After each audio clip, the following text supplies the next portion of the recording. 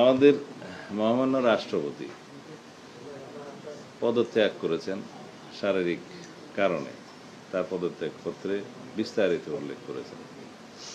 সেটার বিধান আছে সংবিধানে, তিনি পদত্যাগ করতে চাইলে করতে পারেন এবং সেটি মাননীয় স্পিকারের কাছে করার বিধান সাংবিধানিকভাবে সেখানে করেছেন, তিনি অ্যাকসেপ্ট করেছেন এবং এখন রাষ্ট্রপতির দায়িত্ব আর অস্থায়ীভাবে মাননীয় স্পিকার গ্রহণ করেছেন।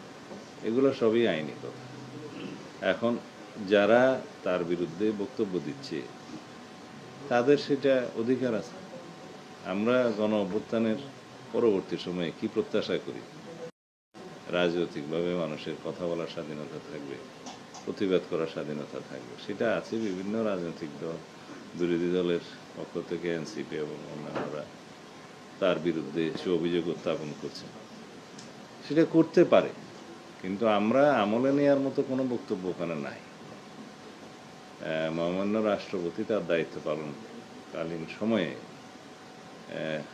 স্বৈরাচারের শেষ দিকে ইন্টারিম গভর্নমেন্টের পুরোটা এবং বর্তমান রাজনৈতিক সরকারের এই প্রায় 5-6 মাস এই সময়ে তিনি সাংবিধানিকভাবে দায়িত্ব পালন করেছেন এবং বিধিবিধান অনুযায়ী করেছেন। আমরা মহামান্য রাষ্ট্রপতির সহযোগিতা পেয়েছি। এখন সেই সময়টায় সংবিধান অনুসারে তিনি প্রিভিলেজড এবং ইমিউনিটি আছে তার, ফৌজদারি অপরাধ ইত্যাদির বিষয়ে কোনো আদালতে মামলা করা যায় না। এর বহির্ভূত কোনো সময়ে যদি কোনো বক্তব্য কেউ দিয়ে থাকে সেটা তাদের স্বাধীনতা আছে, দিতে পারবে। তবে আমরা আমলে নেওয়ার মতো কোনো বিষয় এখানে দেখিনি।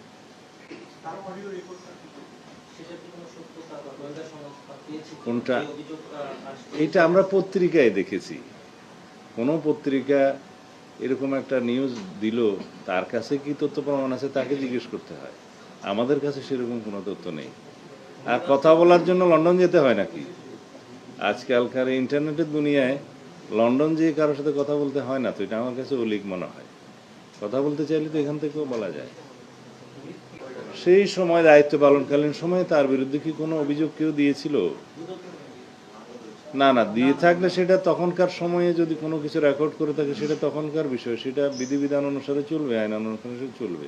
সাবেক রাষ্ট্রপতি হিসাবে তিনি আইন অনুযায়ী যা সুযোগ পাবেন সেটা অবশ্যই পাবেন এবং তার প্রোটেকশনের জন্য SSF PGR সহ এটা 6 মাসের একটা বিধান আছে, সেটা 6 মাসের তিনি তাদের সুযোগ পাবেন, মানে প্রোটেকশনের সুযোগ পাবেন।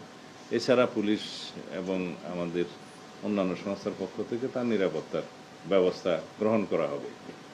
আইনানুগভাবে তিনি যা সুযোগ সুবিধা পাবেন সবই পাবেন।